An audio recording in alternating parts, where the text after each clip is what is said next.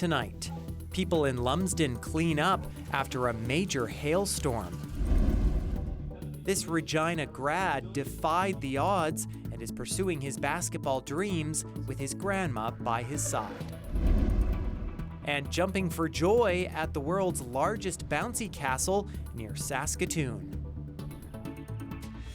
This is CBC Saskatchewan News.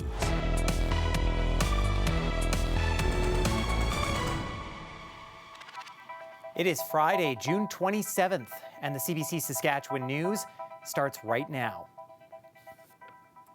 I'm Ethan Williams. Thank you for joining us. The town of Lumsden is in cleanup mode after a severe thunderstorm Thursday pelted some areas with up to golf ball-sized hail.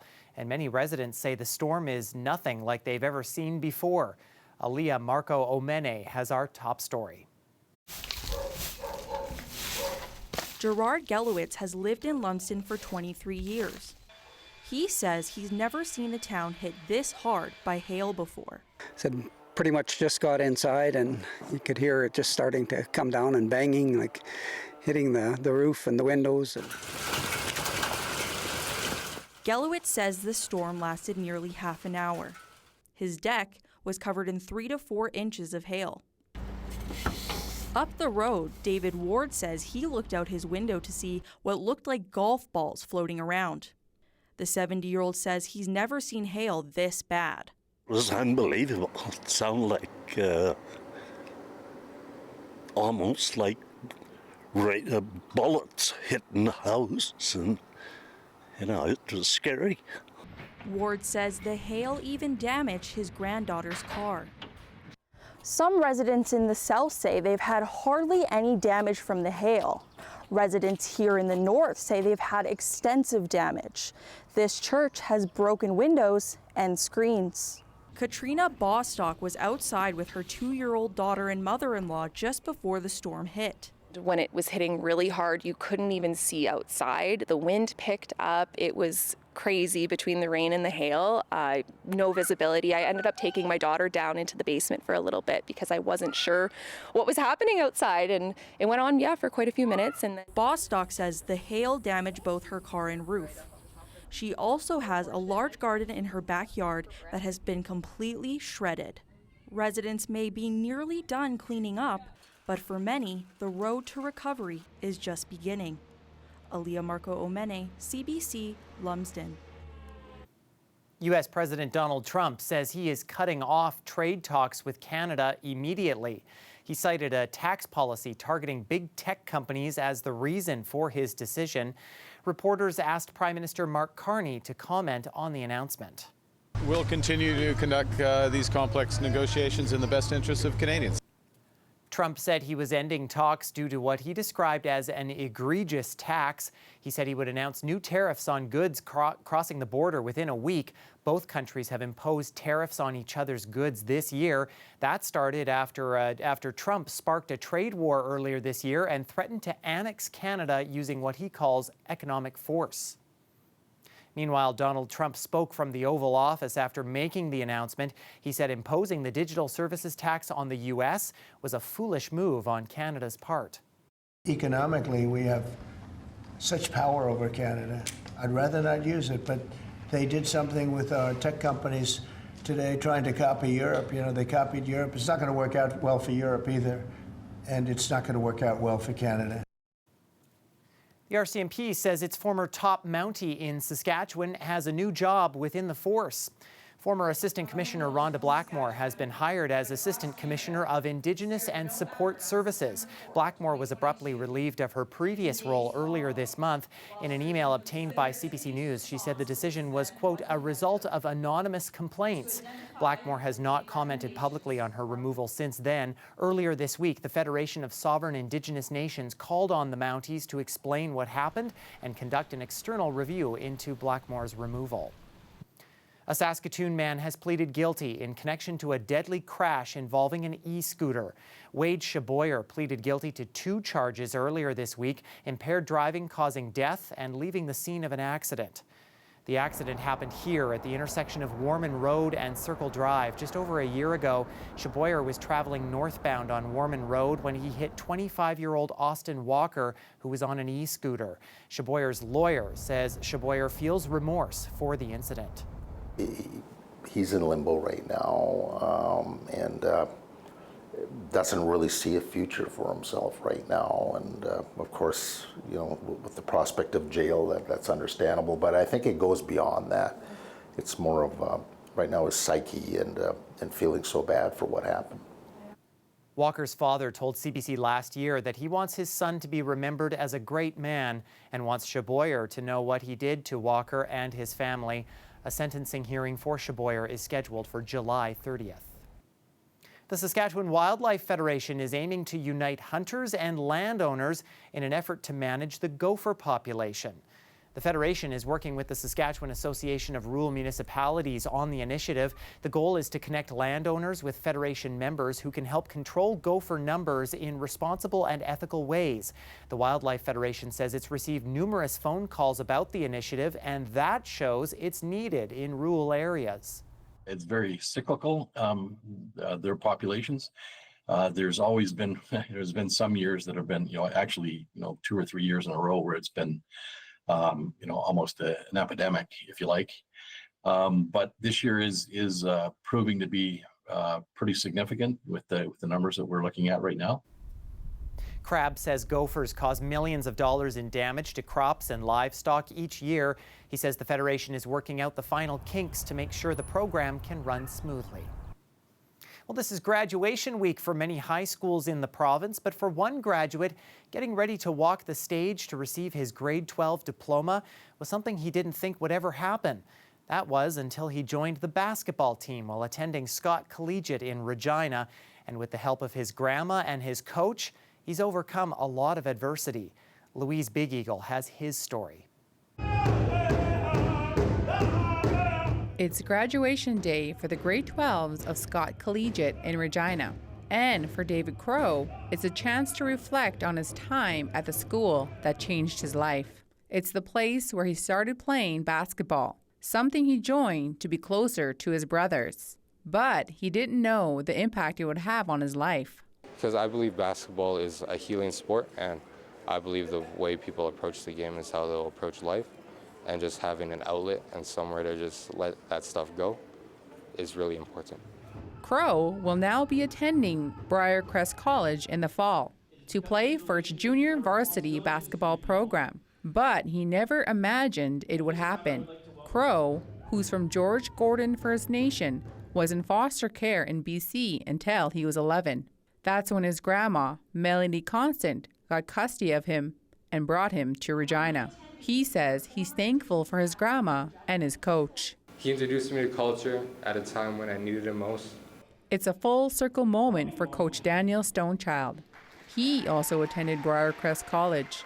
He says Crow struggled to stay in basketball at first, but he's proud of how far he has come. To play basketball at a different level than high school, I think that's huge, and especially coming from where he's come from for himself, I think that's so huge, and I hope that he continues to live life, the way he can, so that he can be a light for others. Constant is proud of her grandson and is his biggest fan. She says she doesn't regret the day she flew to BC to get him, because now she can see him walk across the stage. Today I got very emotional because I thought I wouldn't be here today to see my grandchildren graduate. With David, I'm very proud of him, where he's going in life and how far he came. Thank you. I love you too. Yes, my boy. Crow says playing basketball isn't his only dream at Briarcrest.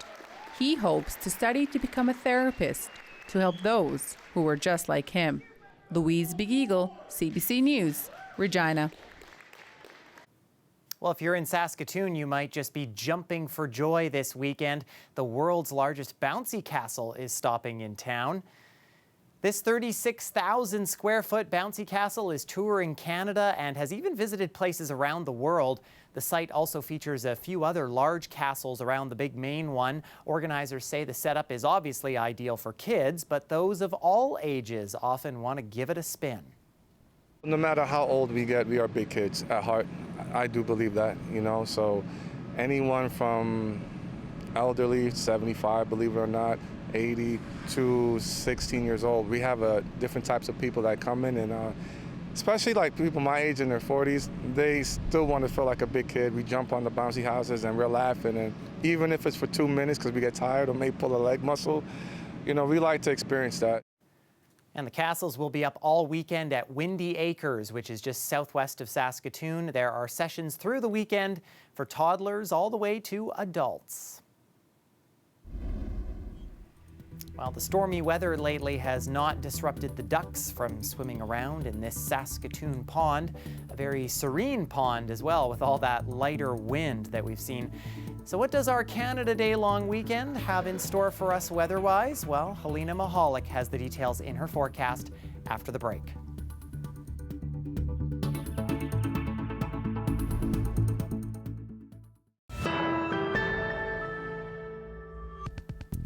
Welcome back. A new study suggests childhood vaccination rates have stalled or even declined globally. But those gaps depend on where you live. Some vaccine-presentable diseases, like measles, have already made a resurgence in Canada. And as Jennifer Yoon reports, experts worry even more could soon follow. At the Saskatoon Refugee Clinic, part of the job is offering childhood vaccinations to newcomers who need them. We don't see a lot of vaccine hesitancy. It's crucial work. Patients that we see are from regions in the world where the vaccination coverage is a little lower. In fact, that appears to be happening around the world, including here in Canada. According to a new study published in The Lancet, vaccination rates against diseases like diphtheria, measles, and polio have slowed or declined since 2010. Researchers estimate 15 million children missed out on key childhood vaccinations because of the pandemic, and rates haven't rebounded since. In some places around the world, they're related to conflict, they're related to geopolitical instability, they're related to supply chain issues. In many high-income countries, they're related to vaccine misinformation and hesitancy. Researchers warn lower uptake will lead to outbreaks of preventable diseases. Canada is already seeing a record-breaking measles outbreak. One solution, targeted vaccination campaigns for vulnerable populations. They live together in bunkhouses, they work together in enclosed areas. For instance, migrant farm workers who aren't already fully immunized, working in areas being hit hard by measles. We saw a huge uptake among migrant farm workers through this voluntary program. But researchers say the situation won't fully turn around until health authorities start convincing those who won't get vaccinated. So new strategies are needed to encourage people to listen to trusted and reliable voices, including their healthcare providers, about vaccination. The World Health Organization has set certain targets for 2030. Researchers say achieving those will take a huge push from governments around the world. Jennifer Yoon, CBC News, Toronto.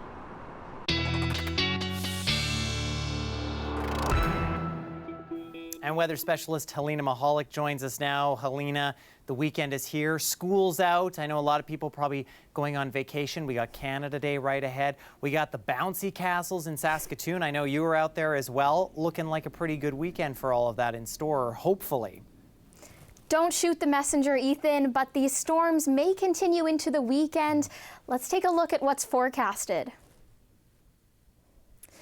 Friday evening, we are seeing some severe weather in the terms of thunderstorms. A severe thunderstorm watch is in effect for the southeast for areas around Estevan and Yorkton. We could see up to tennis ball sized hail, wind gusts up to 100 kilometers an hour, and heavy periods of rainfall. There's also a severe thunderstorm watch in effect in the far north due to the risk of heavy periods of rainfall. We know that rain in that area is definitely needed and good for the forest fires, but there is a risk of flash flooding associated. And as I mentioned, we are seeing this rain continue into the weekend. Saturday, we're seeing much of the province get that rain, especially in central Saskatchewan for areas around Saskatoon and Prince Albert. And as we look to Sunday, that area is going to continue to get some rainfall, maybe areas in Regina and Yorkton also experiencing that. But as we get into Monday, we're seeing the rain clear out. Temperatures are going to get a lot higher, maybe just some more rain for the north. So we are in for a weekend of rainfall, but just how much are we going to get? Some areas like Regina aren't going to get too much. Yorkton will get close to 10, Wynyard closer to 15, and Saskatoon just above 5 millimeters. The north is also going to get a good amount of rainfall, especially in the far north where we're seeing signs of heavy rainfall. They're going to get above 15 millimeters, while the rest of the north is just going to get around 5 millimeters of rainfall. The south end closer to 10. Friday evening, we are seeing about 30 kilometers an hour wind gusts, a bit of a breeze as there is that chance of storms. Into Saturday, we'll see this wind continue with up to 40 kilometers an hour wind gusts, especially in southern parts of the province. And into Sunday as well, we'll see the most intense of those winds with up to 50 kilometers an hour wind gusts, especially in the south. Again, areas like Moose Jaw and Regina going to experience the heaviest of that wind. Friday evening, we did see warm temperatures throughout the province just in time to end the work week. Some areas in the south closer to 30 degrees Friday. But as we get into Saturday, things are definitely going to be cooling down as that rainfall continues. Temperatures, especially in central Saskatchewan, hovering just above or just around that 20-degree mark. Things feeling even cooler Sunday with temperatures even dipping below the 20-degree mark. But as we get into the work week, Ethan, just in time for Canada Day, we're going to see temperatures closer to 30 degrees. Okay, don't shoot the messenger, she says. Well, I guess at least we still have a weekend at least ahead of us. There's like 2 weekends in one, so no one needs to worry. Exactly. All right, Helena, thank you. Thanks, Ethan. Well, Prince Edward continued his tour of Prince Edward Island Friday. It marks the first royal visit to the province in a decade.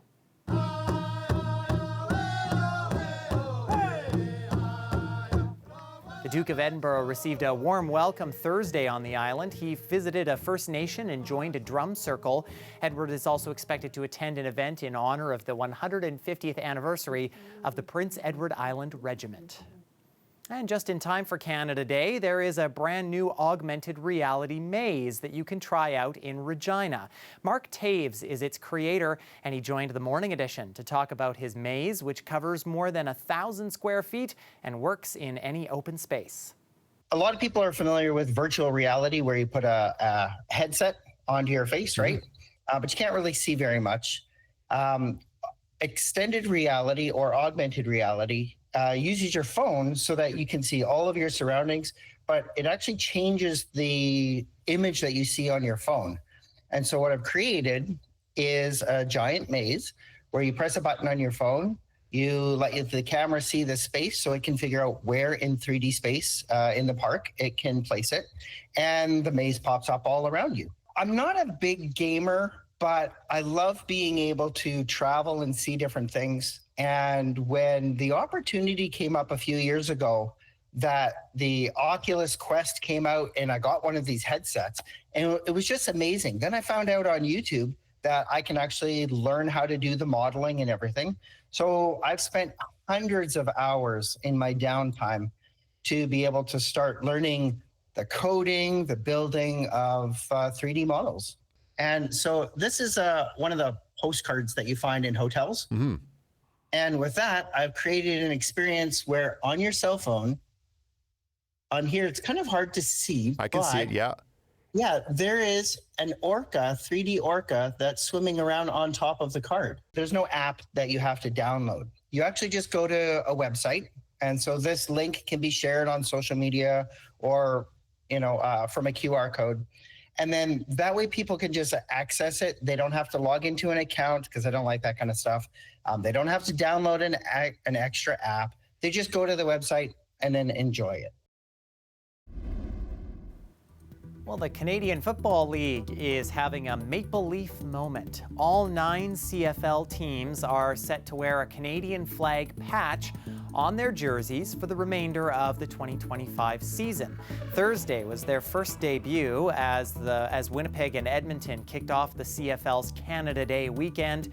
The league's new commissioner, Stuart Johnson, says the flag symbolizes unity, pride, and the deep connection Canadians share from coast to coast to coast. And those patches will be on the Riders' jerseys for Saturday's game against the BC Lions. We will have a preview of that game and a look at the game day forecast after the break.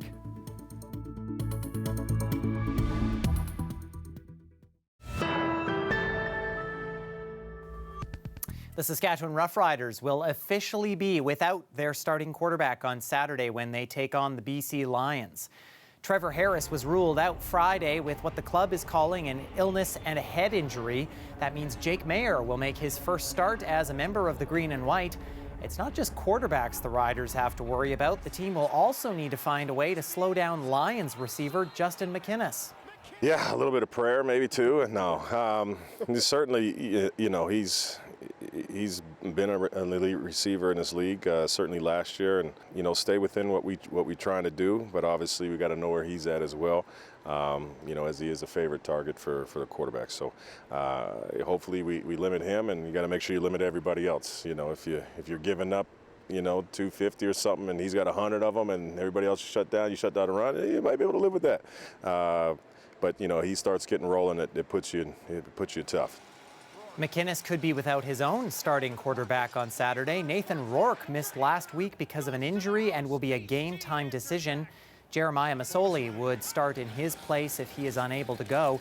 Kickoff at Mosaic Stadium is set for 5 o'clock.